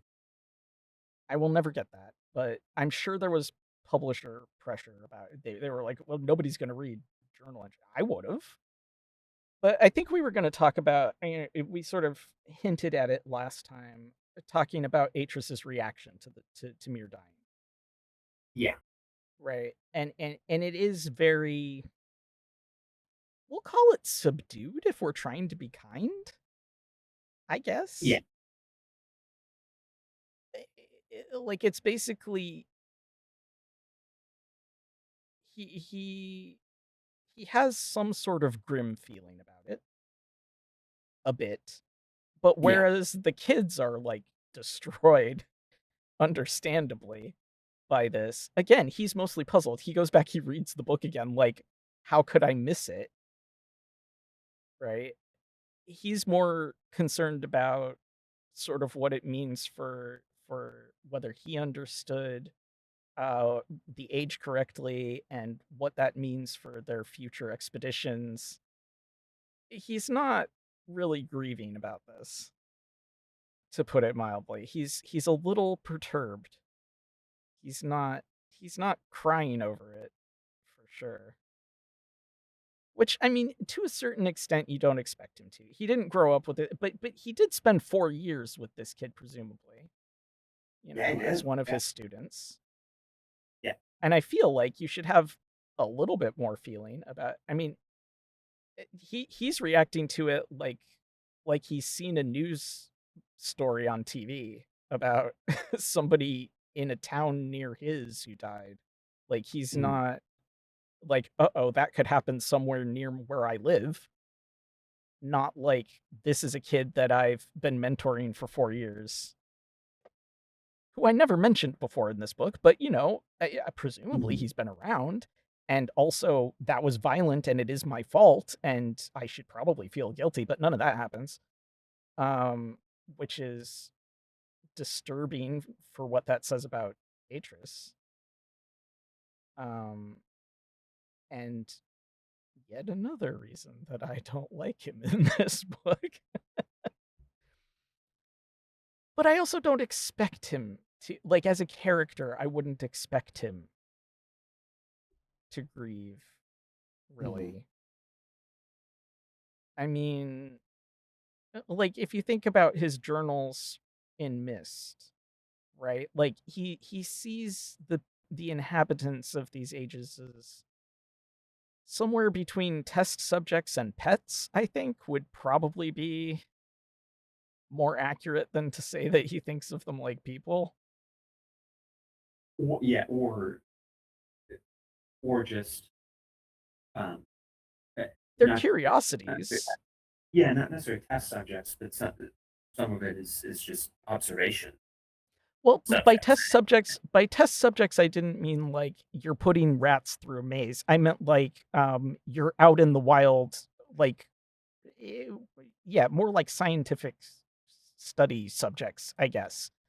I Sure. just like, not like you're bringing them into a lab and making them do stuff, but like you're observing them in the wild and writing papers about it. Like that kind of subject, Yeah, I guess. yeah. I think there's a consistent underestimation of the impact that his presence has on them. Right? Yeah, He seems to think he's more just like he's kind of invisible and is just yeah. He watching. seems to feel uh like he can, like, if he's just there talking to them or watching them, that's not changing their world. The dude Right. appeared out of absolute nothing and just like teleports in, and he thinks that didn't change their world. Right. Like, it obviously does. I mean, if somebody like teleported into your house, that's going to change your worldview. I would. But yeah, you're right. I mean, he just doesn't seem to consider that that's a factor. Or, when he does like micro art for like Branch and Yeah. that is a if you were going to say that there is a prime directive to be followed, that's a massive violation. Yeah. And it's still like, oh well, that wasn't a big deal. It was. Yeah. No, on Stone Ship in particular, he's Yeah, really, um, he's really involved on Stone yeah, Ship. and Yeah. and he's really uh, um, washing his hands of any implications of his Oh, right. presence. Yeah. Yeah. I mean, he's surprisingly involved, but also unsurprisingly doesn't. It just doesn't register for Yeah. him that that's important.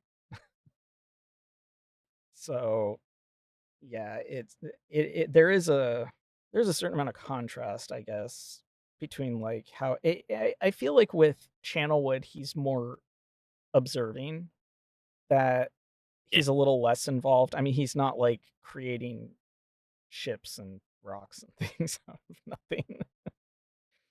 He doesn't just go home, write a new thing, and then all of a sudden there's like a whole new thing in their world. Like he's not doing that for Channelwood.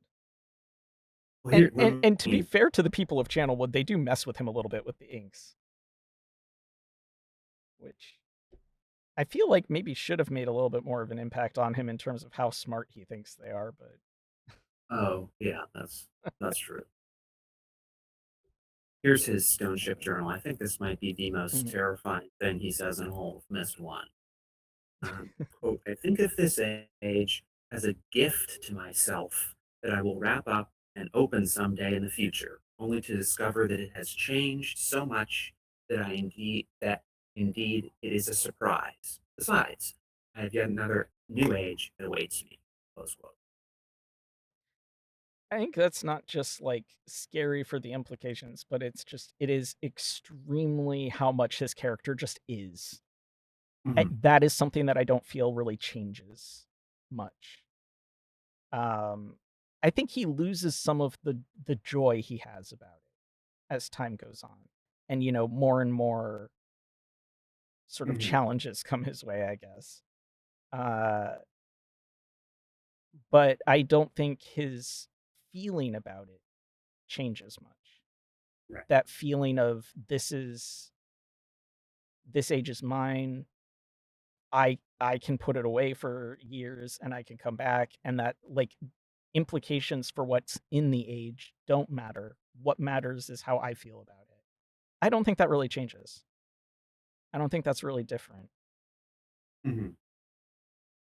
I mean, like in this book, it sure feels like, you know, that's true. That he is kind of uncaring about the impact still, and more interested in, and also that thing where it's like I have a new age to explore right now, so like screw the old one. I'll come back to it later if I feel like it. Yeah. That certainly doesn't seem to really change. Um, although he has his new hyperfixation, which is bringing back Deneen, Mhm. which is sure. Um, which also, like, have we talked about questioning why he wants to do this in the first place?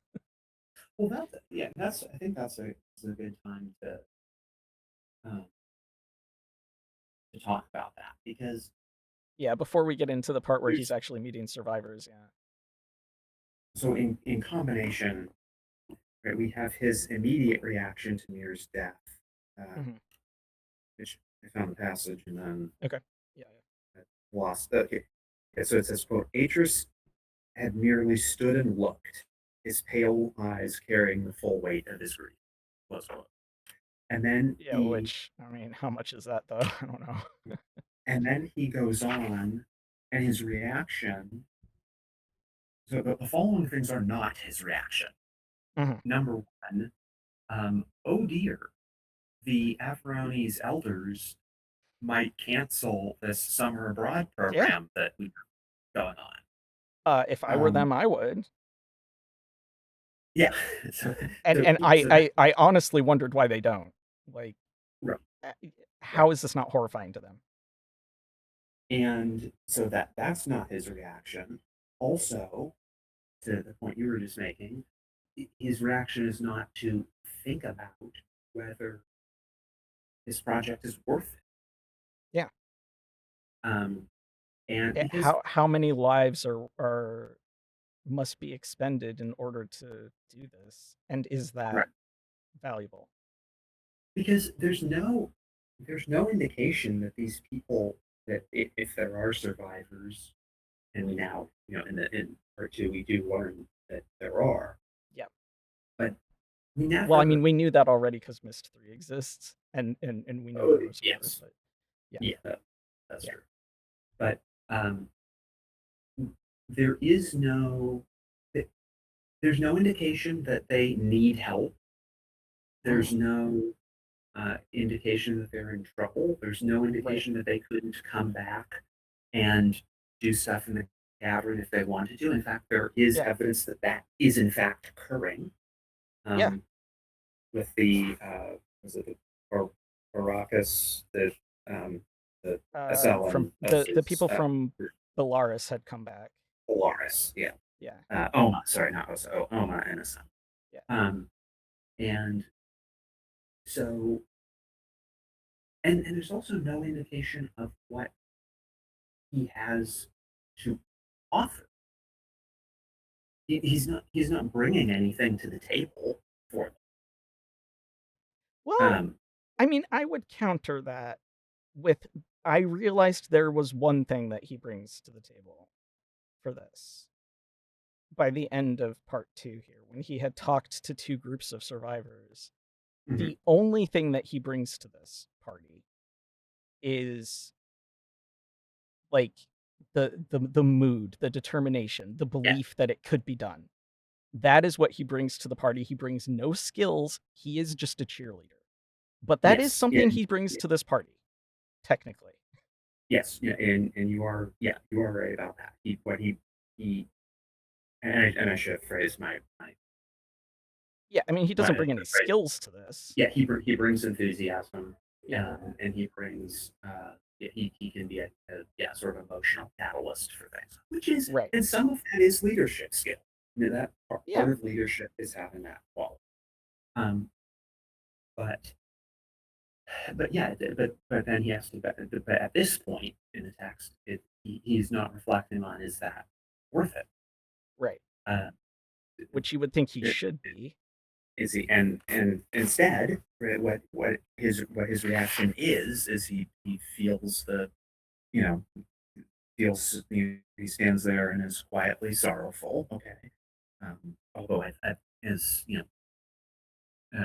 I posited the question before, is this the first time this has happened? And I don't see Yeah, anything here to think that it is.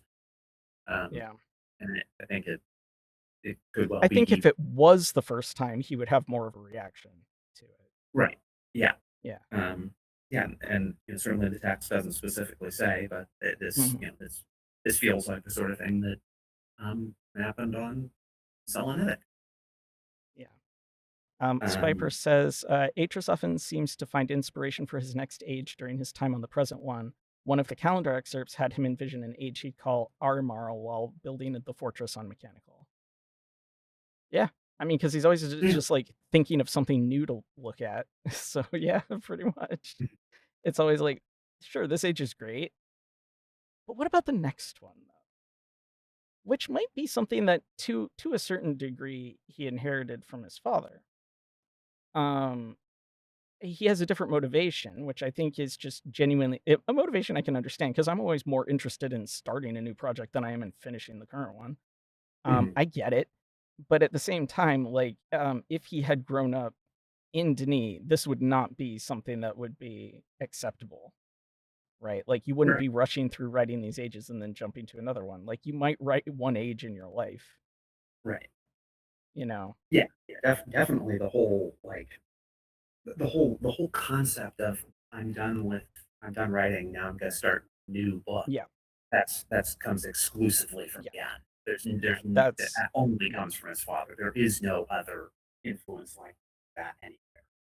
I mean, the only thing that you could also suggest as an influence is just the existence of all of the ages, all of the books that are written. Like, if you didn't realize how many thousands of years it took, how many different people wrote those, if you didn't really have an appreciation for that, you'd just be like, "Wow, look at all the ages that's in you," right? You Mm-hmm. know? So like I could see that feeling like it reinforces his father's method if you didn't really appreciate how rare it actually was. I Right, mean, I think we talked about this last time where it was like it seems like it was unusual that Rickeri and his family had 6 ages. Like Collis was very high, very high ranking person, right. very involved in politics and everything. Like he was very much part of society. His family had one until his son wrote another. Yeah. Like they're not common. Not the way that Gen would portray it, certainly. He Right. had to know that that was wrong, that that wasn't accurate to how it worked. I mean, he was old enough to know that. But I mean, obviously he had his own motivations for why he didn't want to operate that way.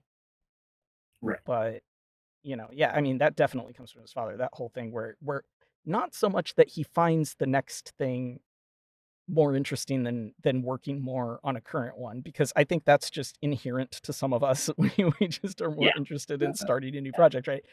But, yeah. eh, but the idea that it's even possible Hmm. for you to do that certainly comes from him. I would imagine that should he find survivors who were in, say, the Writers Guild Yeah. or had worked for the maintainers, that they would be horrified. Well, and we've talked for some time now, and now we're on the verge of you finding out what the Mhm. answer is. Yeah. What will the Dunny think of this behavior? Well, yeah, I mean, Because I'm on the verge of finding that out because certainly as of where I am, they've met, but they don't know about how he writes. yeah, That hasn't 'cause come up. The only thing that has come up is rebuilding Denis.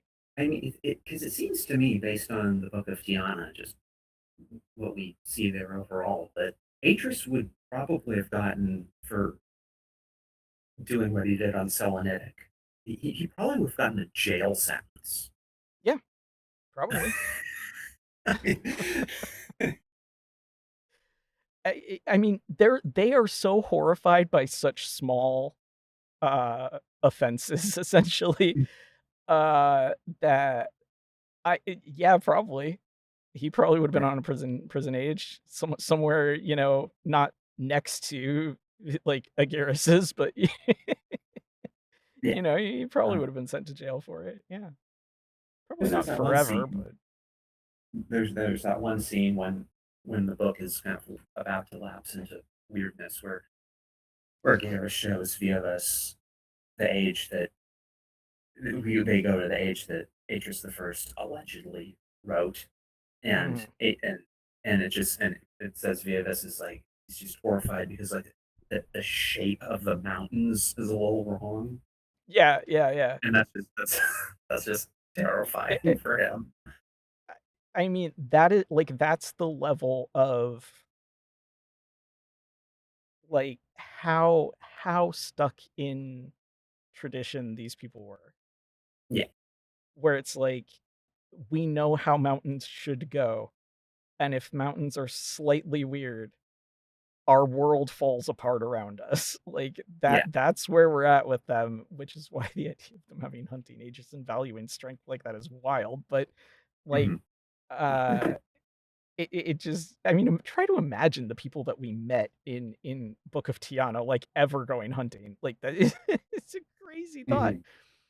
Hmm. Um but yeah, I mean, Atris has committed crimes as far as Denis society is concerned. Yeah. And even if it wasn't, I've really got to read Book of Tiana, even if it's just to laugh at things. Is Spiper, yeah. you should, because if I read it, everyone needs to suffer, I guess. But it will be boring, but also if you're comparing the Denis Society to later stuff or to what Atris does, like the difference is vast. Yeah, Um, and I will be more positive than Roger. Yeah, I like the Book of Tina. It has many problems that I've listed, but in the main, yeah, no, yeah, read the Book of Tina. So it is it it has it has many good things in it, in my it opinion. has valuable information delivered by some of the least competent authors that I've ever read. I spent most of that book going, God, I wish I was reading fanfic instead. Because I bet anything that people have written Myst fanfic that is written way better than any of these three books. Mhm. I, yeah. I've certainly read fanfic written better. It was so boring for so much of it. And it didn't have to be. There was no reason that it needed to be like the stuff that was like you could have made it interesting, but they didn't. Mhm. And then it's their lack of ability to focus on the parts that are actually important or interesting that just drove me up the wall more than anything. But there since we're referring to comparing stuff to it so much in this one, it is valuable for that. It gives us a baseline of what Denis society is, which I did not appreciate at the time, but appreciate more now that I need to compare, Oh, sure. the Yeah. future behavior of people to what society actually seemed to be like. However, here's the weird part is that actually I'm finding myself wishing that I knew more about what it was like at the time than they gave Mhm. us. But I think that speaks to the way that they world build being a bit chaotic, Mhm. and not, like I think if I think that there would have been ways to tell me more information without droning on for another 600 pages of nothing ever happening or being interesting, and our Right. heroes always getting through situations based on question mark. Like basically they all operate on the underpants gnomes philosophy of like step 1 get underpants, step 2 step 3 profit. Like there are a lot of situations that just conveniently work out for them. But you know I think there would have been ways to do it without extending things. That's the other reason really want to compare the way Dini actually were to the way Yisha claims they were in Uru. I think you might be surprised how they actually were. Yeah. Yeah. Spiper's coming at Yeah. it from the opposite angle that I am, where Yeah. you have more of the later information, whereas I've skimmed it essentially and not engaged with it. And then you're going back to the older the stuff that was written first, which to Uh, me gives it like more. If we were going to talk canonicity, like surely the stuff that came first is more true than the stuff that comes later. But yeah. I think so. Yeah. It's what yeah, I mean, what Isha goes on to do and be and talk about is pretty appalling. Um, but we may or may not get there on this channel. we'll Probably see. that'll be a decision for you to make down the road. Resignation Okay. has entered my soul. So could as since we're needing to wrap up here, Yeah. I do have one major final thought Hmm. on Mir's death, Okay. and that is that we also get uh, the reaction on Averone, which is, Hmm. or sort of get it, which is that We get like Atris and two Catherine, sentences. Yeah. yeah, Atris and Catherine um, go and just says that they meet with his parents, Yeah. They break and the then news. they Yeah. come back. Yeah, um, Yeah. We don't see it happen. We don't hear what the reaction really was. right. And there are no We know that they told consequences. them. Yeah, there's no Yeah, consequences. There's no, there's no. like, "Well, we're pulling all the kids back, and the kids have to decide if they defy the elders and stay with them or not," or, Right. like, there's no shut everything down. There's no yeah, nothing happens to his plan. Yeah. And He gets to keep them, and and also the and kids are this is. still willing to do it, which is another thing to maybe question, I don't know. Oh yeah, that's yeah. I forgot that one. Yes, when among the reactions that Atris doesn't have is, gee, I wonder if the kids are just going to Right. refuse to Yeah, keep just doing that. refuse to go because, like, now they know that they could die because they didn't before, because he Yeah. kept assuring them that everything was safe as long as it has the stamp, right? So, like, now they know what the consequences could be, and, like, we don't see any of them decide to go back to Averone and never return to this. Right. If that happens, we don't hear about it. So, And I don't know. and and so that We what also all don't that adds. he could have assured them that it would never happen again or something, we don't see that, but, like, why they don't Um, refuse is a question. yeah, I mean, yeah, there are no assurances, but the thing that so all what all that adds up together to that I have a real problem is that I would say every installment in the series so far Mm. has had as a theme the sin of self deification. Yeah, I would say that's And, true, yeah. and It's represented in different ways, but, yeah, and the, Spiper speaks truth in here and says it feels like these consequences didn't happen simply because that's not what the author wanted to write about. I think you're correct. well, That has been a running theme. They they don't wanna write consequences for any of their characters if they can yeah, help it. It's inconvenient to writing the plot they feel like writing, so they just don't. Hence my underpants gnomes thing, but, they don't worry about step 2 being consequences. They just get to step 3 where it results. And they don't really care if you question what step 2 was.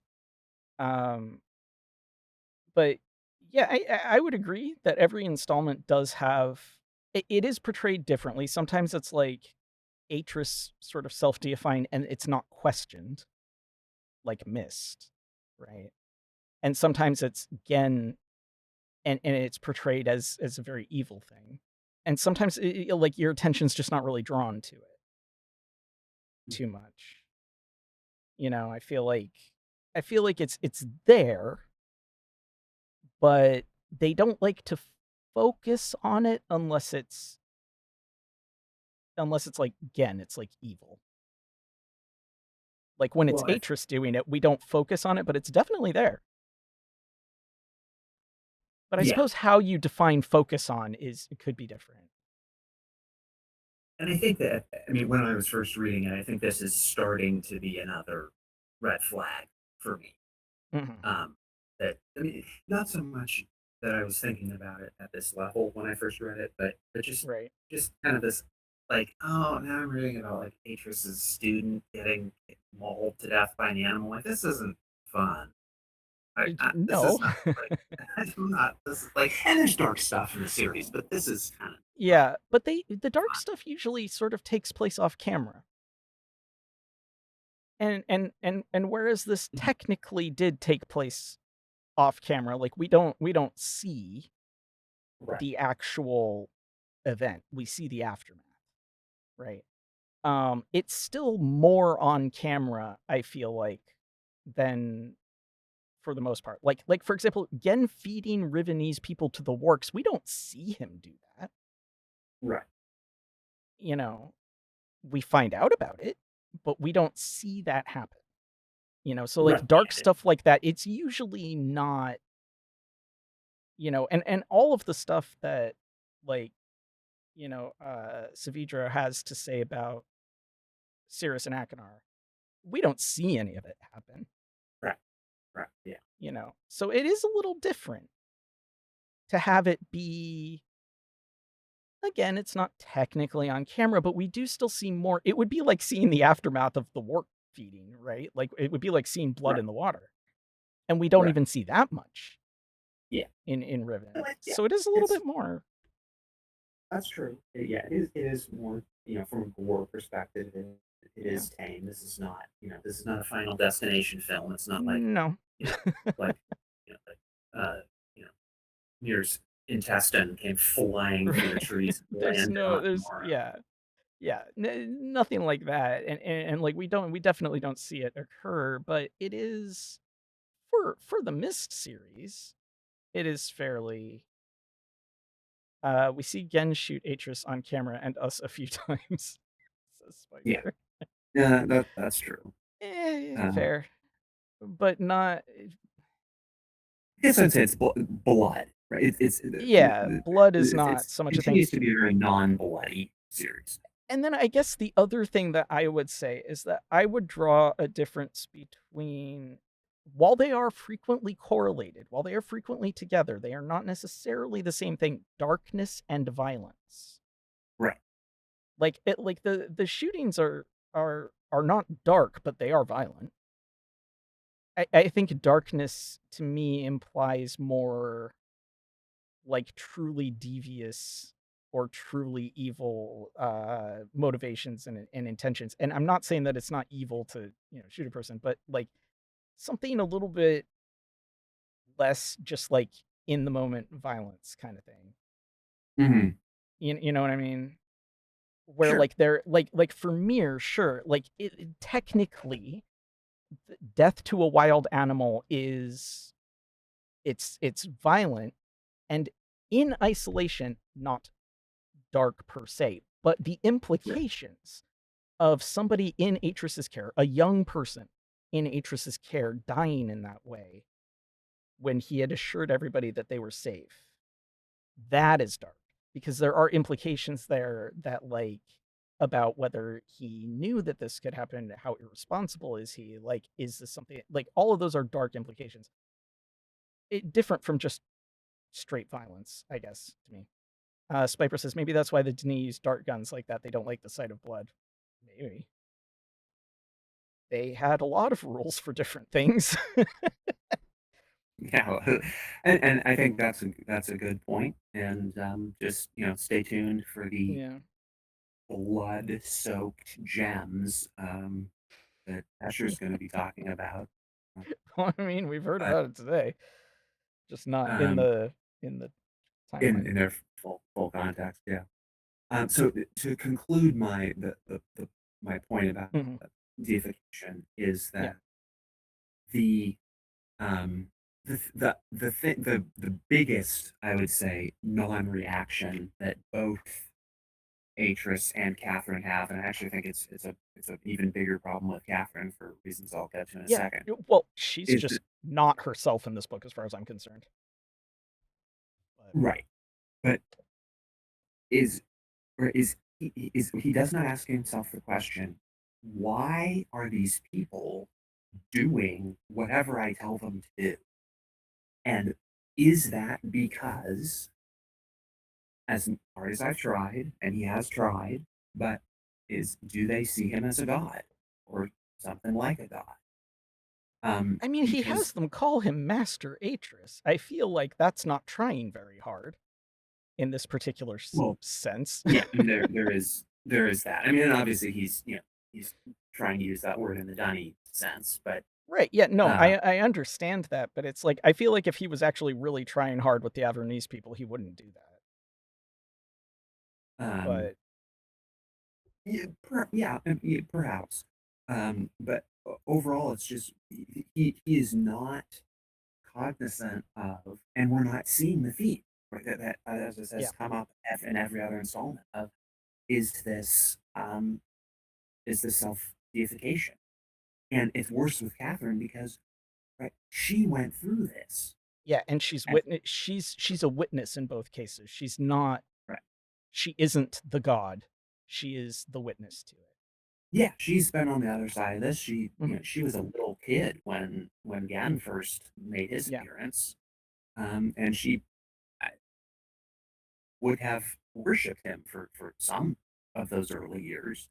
And I mean, she she is clearly having doesn't by the time we meet her, but yeah, probably, yeah. right, right. But there would have been Yeah. early on, She would have had a and realization at some point and fallen out of faith, yeah, but yeah. um, but she's just having and just this blank reaction that she's having Yeah. um, is because this is where like you have to bring up Tay, even if you're not talking about what's currently going on in Tay. Even if you say, okay, well, the 10-year jump at the beginning of this book, okay, everything was on Tay was worked out.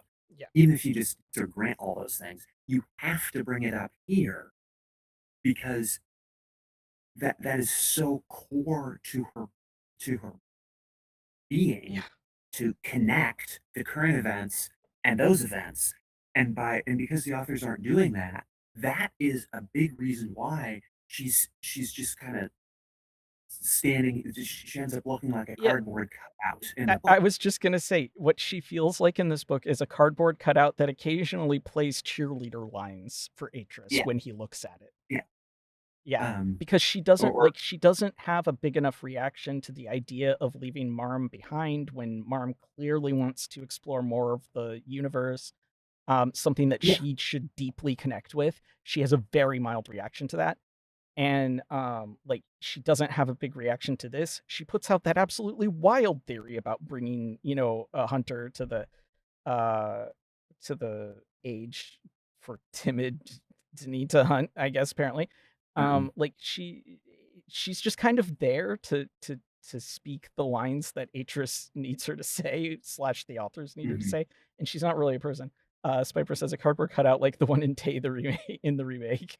That's that is a that is a that is a valuable point. I wasn't even thinking about that.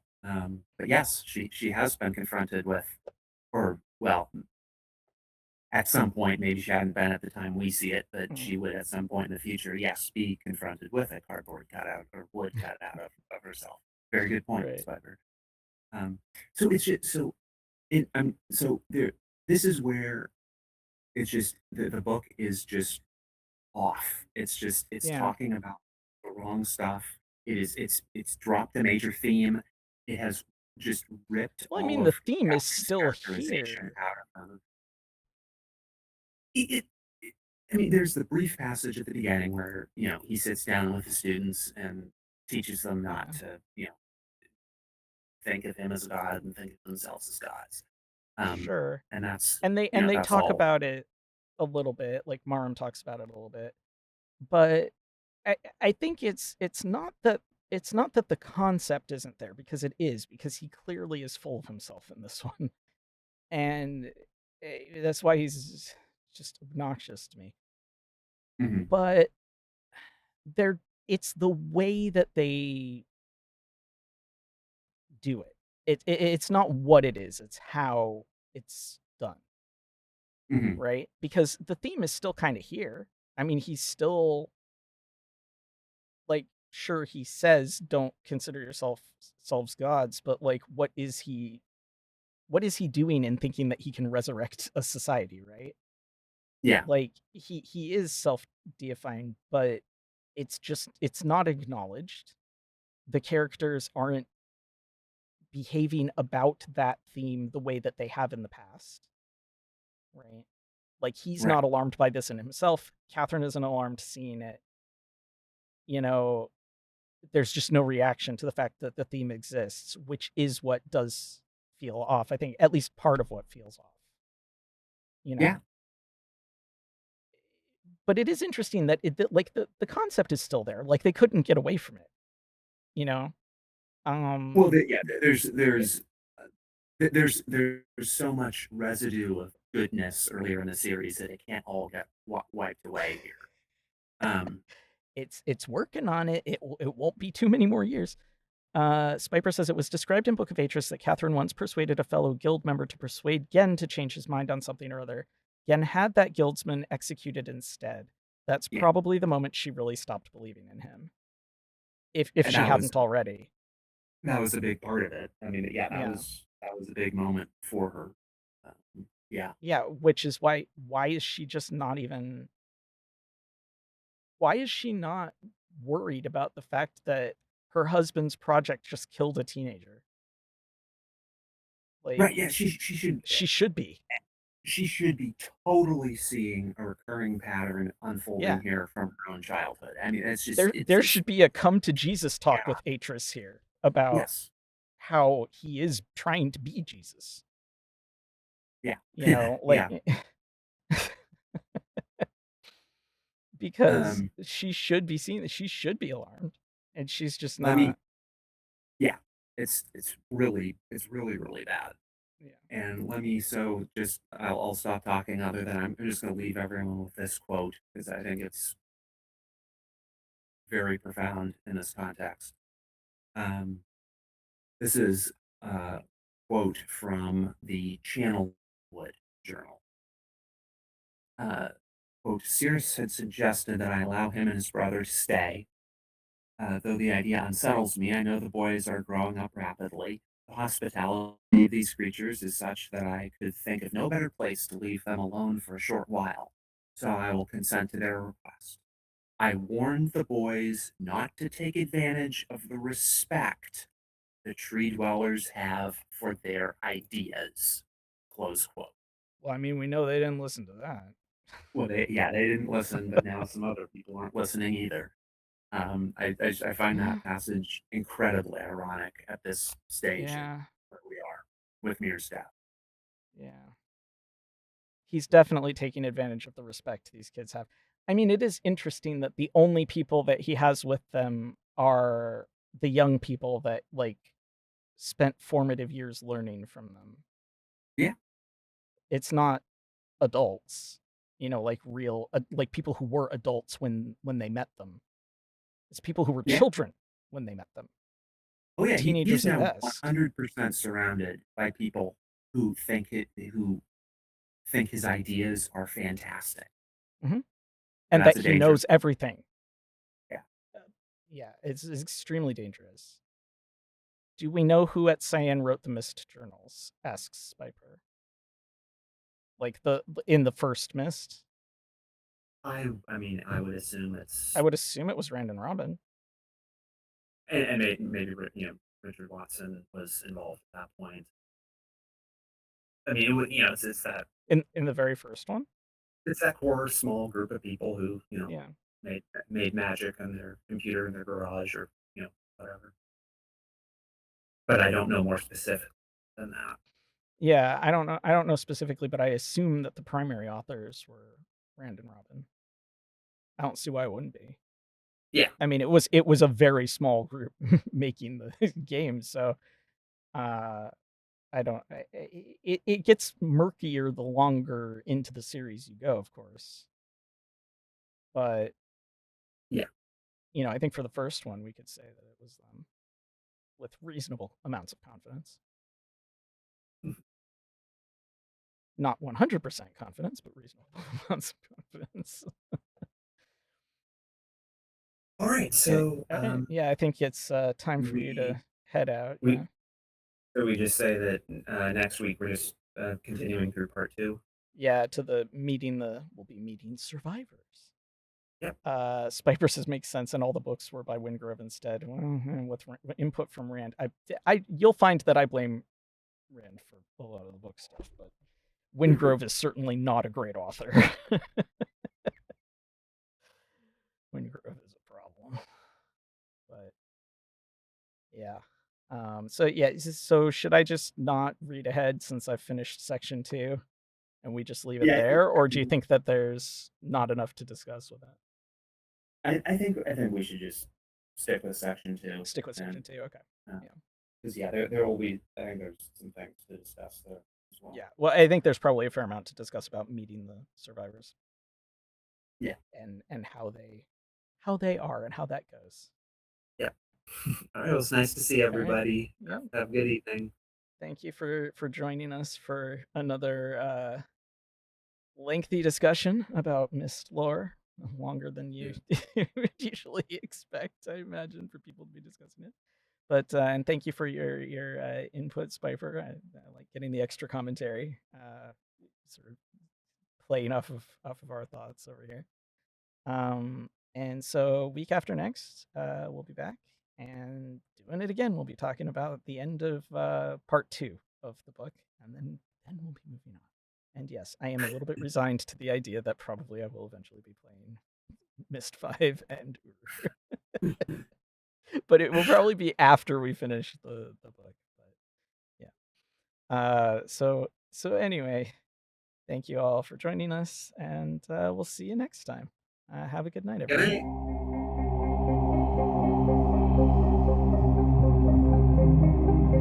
night.